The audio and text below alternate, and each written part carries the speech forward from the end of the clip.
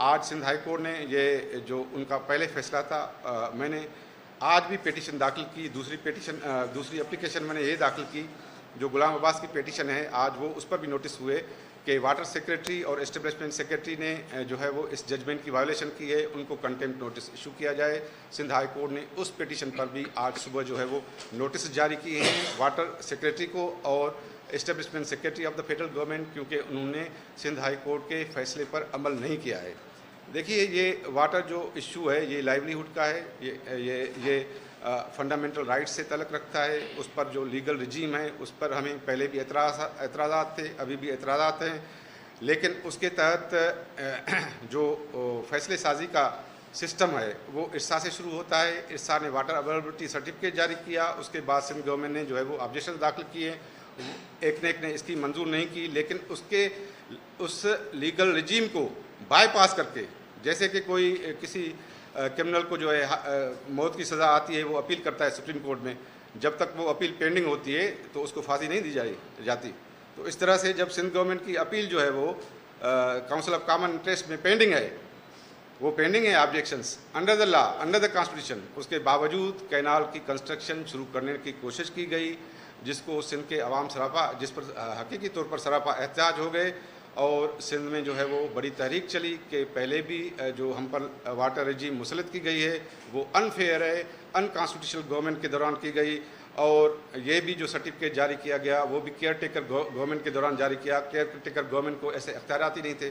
मैंने उसको चैलेंज किया कि फेडरल मेंबर इरसा जब सिंध का है ही नहीं, इरसा की कंपोजिशन गैर कानूनी है, तो वो सर्टिफिकेट कैसे जारी कर सकता है कैनाल से कंस्ट्रक्शन में। लेकिन जाम सादिक ने उसमें वाटर अकार्ड में ये प्रोविजन रखा था इरसा एक्ट में कि सूबे अपने अपने पानी के हिस्से से जो है वो स्कीम शुरू कर सकते हैं, जो हमारे खिलाफ था। क्योंकि हम अगर स्कीम शुरू करेंगे तो उन पर असर नहीं पड़ेगा सिंध में, क्योंकि हम लोअर रिपेरियन हैं। जब वो शुरू करेंगे कोई भी स्कीम तो वो हम पर असर पड़ेगा। तो पहले यही होता था कि जो है वो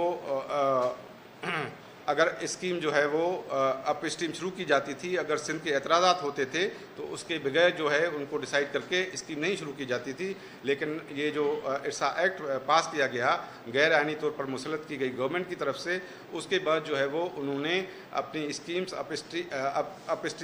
स्कीम्स और पानी की डिस्ट्रीब्यूशन में जो खलल पड़ा, उसकी वजह के से गुज़िश्ता 32 सालों से सिंध को नाकाबिले तलाफ़ी नुकसान पहुँचा है। पहले इंडस जो है वो समंदर से ज़मीन जो है वो क्लेम करता था, अभी समंदर सिंध की ज़मीन क्लेम कर रहा है, जो वाटर रजीम सिंध पर मुसलत की गई है। तो मैंने जो है आज दोनों पिटिशंस में आर्डर लिया है कि कंटेम्प्ट नोटिस इशू किया जाए वाटर सेक्रेटरी को और एस्टेब्लिशमेंट सेक्रेटरी को कि why federal IRSA member has not been appointed from Sindh, and number 2 के जो है वो वाटर अवेलेबिलिटी सर्टिफिकेट जो है वो कैसे इशू किया गया, और फेडरल मेंबर इरसा असजद इम्तियाज़ अली की अपॉइंटमेंट गैरकानूनी है, उसको फौरी तौर पर हटाया जाए और उसकी जगह मेंबर इरसा सिंध से मुकर्रर किया जाए। मेरा सवाल है कि आज आपकी प्रेस कॉन्फ्रेंस से ऐसे लग रहा है जैसे कोई किसी जंग के माहौल में से कोई ऐसा बंदा जो मुतासर हो, उसका मुल्क पूरा तबाह हो गया हो और उसको कोई खुशखबरी मिली हो जंगबंदी की।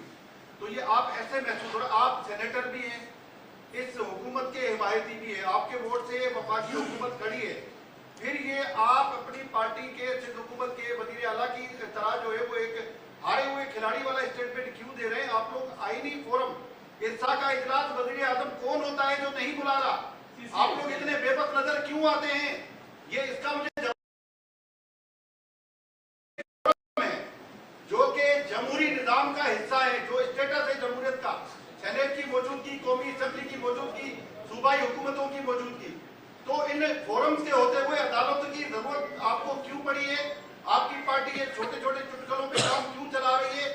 आप लोग खुलकर जो है वो इसके सामने पॉलिटिकली मैदान में क्यों नहीं आते वफाकी हुकूमत के खिलाफ? बिल्कुल आपकी बात सही है। हम गवर्नमेंट का हिस्सा तो नहीं, लेकिन हम गवर्नमेंट को बाहर से सपोर्ट कर रहे हैं। और तमाम आइनी जो फर्म्स हैं, पहले मैंने ही वॉकआउट किया था सेनेट से कैनाल्स के इशू पर, और इरसा की जो प्रपोज्ड अमेंडमेंट्स आई थी उसके खिलाफ हमने एहतजाज किया था। उसके बाद सिंध असेंबली ने रेजोल्यूशन पास किया और तमाम कॉन्स्टिट्यूशनल फोरम में सिंध गवर्नमेंट और पाकिस्तान पीपल्स पार्टी गई हुई हैं।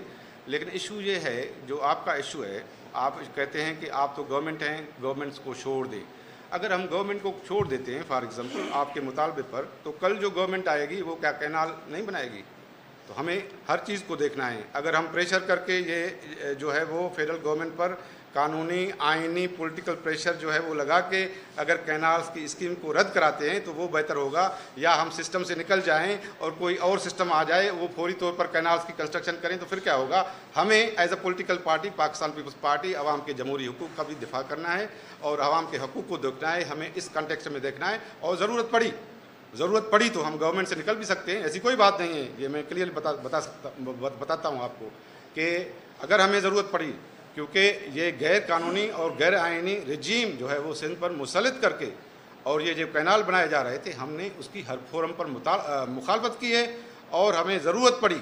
फ़िलहाल हम जो है वो पॉलिटिकल स्ट्रगल और कानूनी जो तरीक़ेकार हैं वो इस्तेमाल कर रहे हैं, लेकिन गवर्नमेंट से निकलना पड़ा तो हम जो है वो सिंध के लिए ये कुर्बानी देने से दरीक नहीं करेंगे। सिस्टम से आपकी क्या मुराद है? वो सिस्टम जो आप कह रहे हैं भाई हम गवर्नमेंट से निकलेंगे तो और आएंगे ना।